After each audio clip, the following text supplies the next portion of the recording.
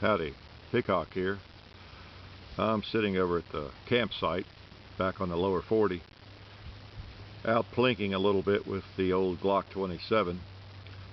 Thought maybe a close-up shot or two would be interesting, something a little different. This, as you can tell, the baby Glock, very small, fits in the hand. It's hot. I've just been shooting it, and it was about to send around into the campfire there, the unlit campfire. But very small, very lethal,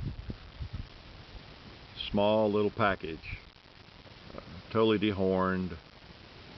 I always joke that the ultimate 1911 dehorned would be a Glock, of course, and the baby Glocks are probably the ultimate dehorned Glocks, with all the contouring of the front slide and the size of it and everything. Particularly if you are able to shoot them with the flush magazines. And this also gives you a close-up, hopefully this will be clear, of what I do to the grips on virtually every Glock I have. Maybe not all that pretty, but to me pretty is more related to function than form, or else I wouldn't even have a Glock. They're ugly. But you can see that I cut strips, and where I have them placed, I don't know if that tells anybody else anything, or if it would be the right spot for other folks, but a couple strips around the front there. To me it's important to get one on the very bottom edge of the back, and then one up a little bit higher, and then one on up there ways. I think if you were to duplicate that, you'd see what I mean. Nice thing about this is the decal grip, or the skateboard tape, the deck tape you get at Home Depot, it's all the same. And you can put it on there, and if you don't like it, you can just pull it right off. It doesn't leave glue and goo all over the gun or anything.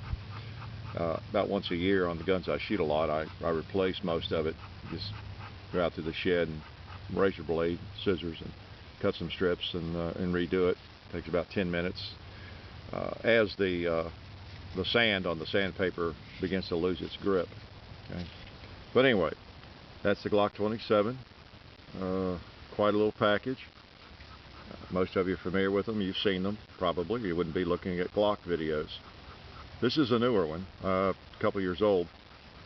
Has the extractor there with the chamber indicator on it, kind of thing. But anyway, let's just fire a couple of rounds here at close range into the dirt and see what it looks like up close.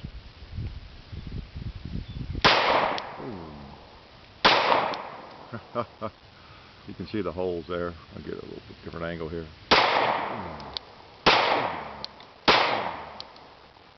Shooting into dirt, soft dirt. Wow, took the last round, didn't it?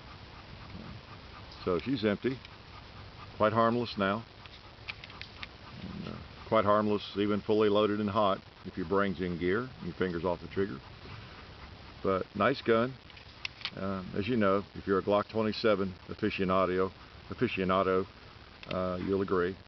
And if you're not, I do recommend you try one of these baby Glocks sometimes. People call the Glock 27 snappy to shoot, but I guess if it is snappy, I like it. You can shoot a 22 if you don't want any recoil, I suppose. But either in the 9mm configuration, the Glock 26, or in the 40, the Glock 27 here in my hand. Quite a marvel of engineering. And anyway, thought that might be a little bit different for you. Glock 27, over and out.